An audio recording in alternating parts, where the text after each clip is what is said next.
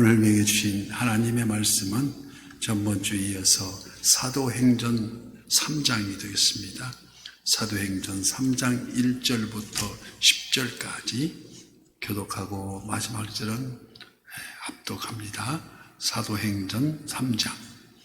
제9시 기도 시간에 베드로와 요한이 성전에 올라갈새 나면서 못 걷게 된 아이를 사람들이 메고 오니 이는 성전에 들어가는 사람들에게 구걸을 하기 위하여 날마다 미문이라는 성전문에 둔지라.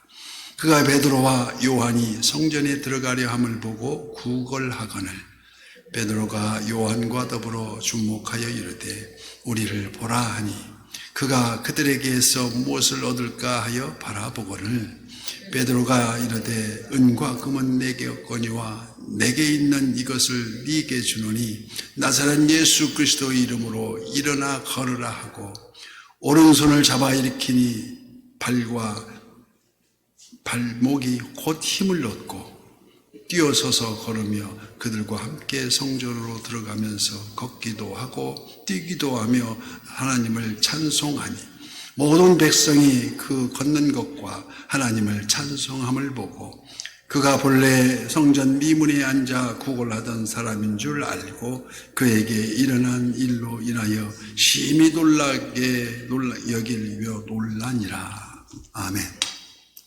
오늘도 실시간 유튜브를 통해서 선한 이웃의 기도의 향연 속에 새벽을 깨우는 우리 성도님들 모두에게 여호와 샬롬 지키시는 하나님의 평강과 풍성한 은혜를 축복합니다.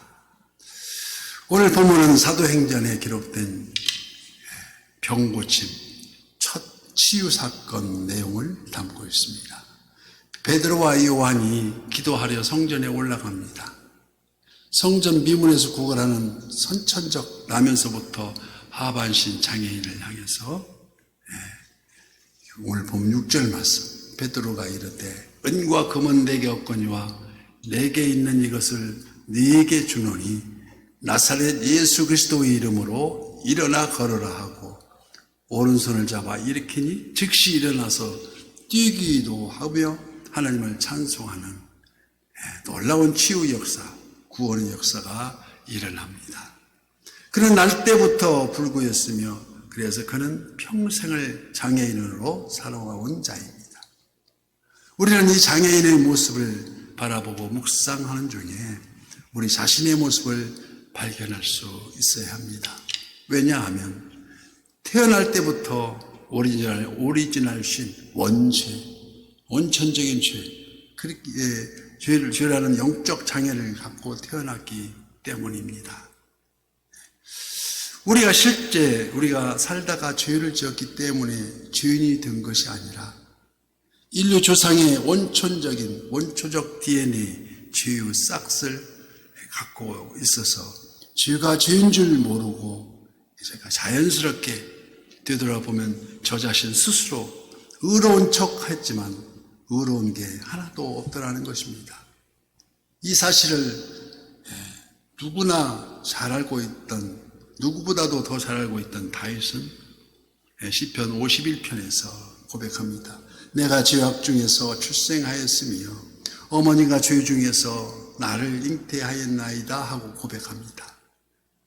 이를 로마서 3장 10절 말씀에는 기록된 바 의인은 없나니 하나도 없으며 라고. 그런데 이보다 더 큰 문제는 우리가 영적인 장애인이라는 것을 모르고 산다는 것입니다.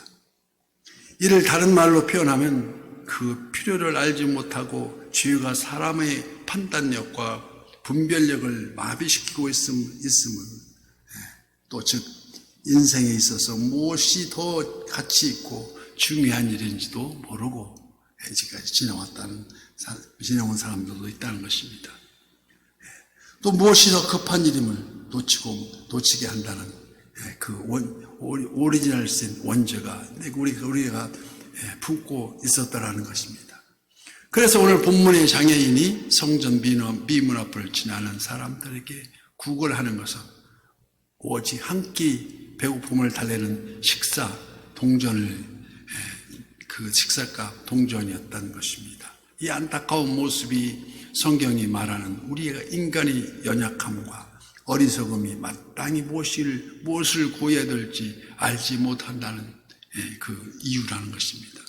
이와 같이 우리 성령도 이를 안타까워해서 우리가 로마서 8장 26절 말씀과 같이 이와 같이 성령도 우리의 연약함을 도우시나니 우리가 마땅히 기도할 바를 알지 못하나 오직 성령이 말할 수 없는 탄식으로 우리를 위하여 친히 간구하신다고 말씀합니다. 이를 바라본 6절 베드로가 이르되 은과 금은 내게 없거니와 내게 있는 이것을 네게 주노니 나사렛 예수의 이름으로 일어나 걸으라고 호통을 칩니다. 간절히 구하는 은과 금을 주기보다는 더욱더 필요한 것은 일으켜 세웠습니다. 좋은 부모는 자녀들이 원하는 것을 주기보다는 그 자녀에게 꼭 필요한 것으로 채우신다는 것입니다. 내가 사랑하는 사람에게, 내가 자주 만나는 이웃에게 꼭 필요한 복음을 함께 나누는, 그래서 저와 여러분이 인생이 되시기를 예수님 이름으로 축복합니다. 여기 베드로가 장애인에게 선물한 것은 단순 병 고침이 아닙니다. 본문 8절 말씀과 같이 뛰어서서 걸으며 그들과 함께 성전으로 들어가면서 걷기도 하고 뛰기도 하며 하나님을 칭송하더라. 하나님을 찬송하는 것입니다. 바로 그는 하나님을 찬송하는 것이 걷기도 하고 뛰기도 하며 하나님을 찬송하는 것이 단순 병만을 고쳐주는 게 아니요 예수님을 알게 하는 그 행위였다는 것입니다. 여기에 주목할 것은 하나님은 당신이 택정하신, 당신이 지명하신 자녀들을 구원하시기 위해서 베드로처럼 쓰임받는 그 첫째 조건이 기도하는 사람에게 맡긴다는 것을 우리가 잊지 말아야 합니다. 그래서 오늘 본문 1절 말씀에 제9시 기도 시간에 베드로와 요한이 성전에 올라갈새, 제9시란 우리 시간으로 오후 3시를 말합니다.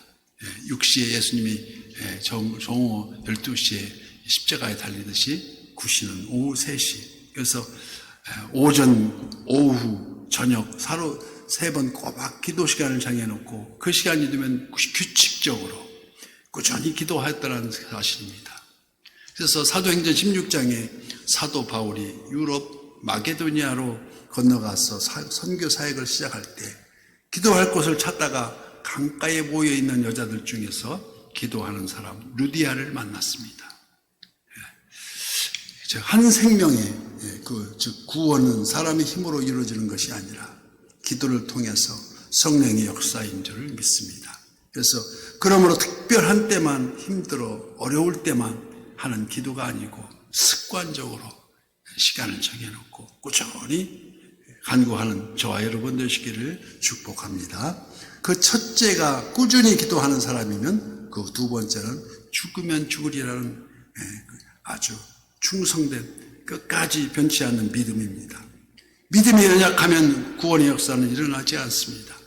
확신이 없는 복음은 전하기도 어렵거니와 전한다 해도 반신반의 그럴까 하고 세월만 흐르고 마음의 문이 열려지지 않는다는 것입니다. 오늘도 주님은 마음의 문이 열려지기를 기다리고 계시는데 그 노크소리에도 아무 반응 없이 그저 지나치는, 그래도 우리 주님은 그 한 생명을 구하기 위해서 문 앞에서 노크하고 계십니다. 말씀과 같이 계시록 3장 20절 말씀과 같이 볼지어다 내가 문 밖에 서서 두드리려니 누구든지 내 음성을 듣고 문을 열면 내가 그에게로 들어가 그와 더불어 먹고 그는 나와 더불어 먹으리라고. 주님의 임재, 주님의 항상 함께 하심을 우리는 바라보아야 합니다. 그래서 오래전 어느 목사님 간증에서 들은 얘기 중에 어느 날 한 청년 자매가, 젊은 자매가 목사님을 찾아와서 예수님을 믿고 그 교회에 출석하기 시작했는데 알고 보니 그 자매 아버지가 이단 통일교 목사였다는 것입니다. 참 감사하게도 이 자매가 아버지를 따르지 않고 이단에 빠져들지 않고 하나님의 은혜로 정통 교단의 영적 눈을 뜨게 되었어. 우리 아빠가 이단 종교의 목사로서 구원이 없음을 깨닫게 되었고 그 후 이 자매가 불이 나게 그 목사님한테 달려와서 목사님, 저희 아버지가 너무 불쌍합니다. 이제는 예수님을 바로 믿고 건강한 교회로 돌아올 수 있도록 기도해 주세요 하고 간절히 기도 부탁을 하더랍니다. 그런데 그래서 우리 그 목사님 그래 우리 함께 기도하자고 말을 했지만 속으로는 솔직히 어렵겠는데 이단에 빠지면 평신도도 어려운데 목사라니 그 자매가 뒤에 또 단서를 붙이기를 목사님 이 사실 빨리 올해 안에 돌아오게 해달라고 간청하더랍니다. 그러니 더 불가능하게 느꼈지만 참 놀라운 것은 두 자매가 합심하여서 그때부터 무섭게 작정 기도를 하는데 그 교회의 빈 공간, 즉 매일 그 찾아와서 교육관에서 매일 철야하다시피 정말 죽을 각오로 기도하더랍니다. 더더욱 놀란 것은 그 해가 다 가기 전에 그 딸들과 함께 회개하고 그 교회에 참석하게 된 그 아빠를 보고 간증이 쏟아졌습니다.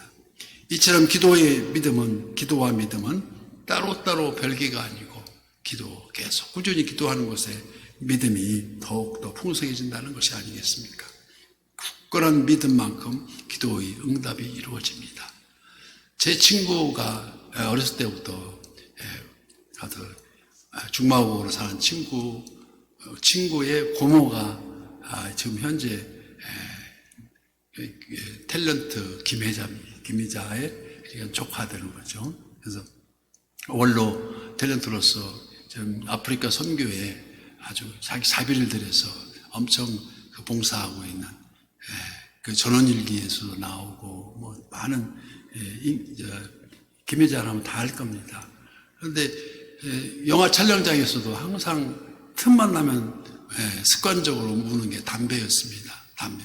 틈만 나면 이제 자기 남편은 일찍 죽고 혼자 남아서 그 취미가 담배 피는 거였습니다. 그래서 그 미국 가서 살고 있는 딸이 이 모습을 보고 너무 안타까워서 작정 기도를 했습니다. 100일 작정 기도를 했는데 우리 엄마 담배 피지 않게 해달라고. 그래서 하루는 김혜자가 이제 담배를 다시 또 뼈에 넣으려는데 왜 이렇게 담배 맛이 쓰고 막 콜록거리고 이게 기침이 나오는지 이건 내가 건강이 나빠져서 이렇구나 하고 마침 미국에 살고 있으니까 딸이 전화가 와서 얘가 나가 좀 아무래도 건강이 좀 안 좋은가 보다. 담배를 도저히 필 수가 없으니 이게 웬일이냐. 그러니까 그 딸이 엉엉 울면서 엄마 100일 기도가 오늘입니다 하고 고백하더랍니다. 그 뒤로 그 김혜자가 아프리카 선교에 갔었고 훈련을 받고 지금도 하고 있습니다. 다니면서 아주 좋은 일로 많이 소문이 나 있습니다. 그래서 오늘 본문에 나오는 남에서부터 걷지 못하는 장애인이 구원을 받은 이 사건은 초대교회에서 아주 중요한 사건이었습니다. 왜냐하면 한 장애인의 구속 역사가 그것으로 끝나지 않고 수많은 구원의 역사로 이어졌기 때문입니다. 수많은 굶어서 허덕이는 아프리카 난민들을 돌보고 있는 김혜자와 같은 결론이 되겠습니다. 이 역사는 단순 육체의 변화만이 아니고 영혼 구원의 변화까지 예견하는 기쁨과 소망이 전무한 삶. 이 삶에서 드디어 하나님을 만나고 찬송이 있는 인생, 성전을 향하여 기뻐 뛰어가는 인생으로 바뀌었다는 것이 아니겠습니까?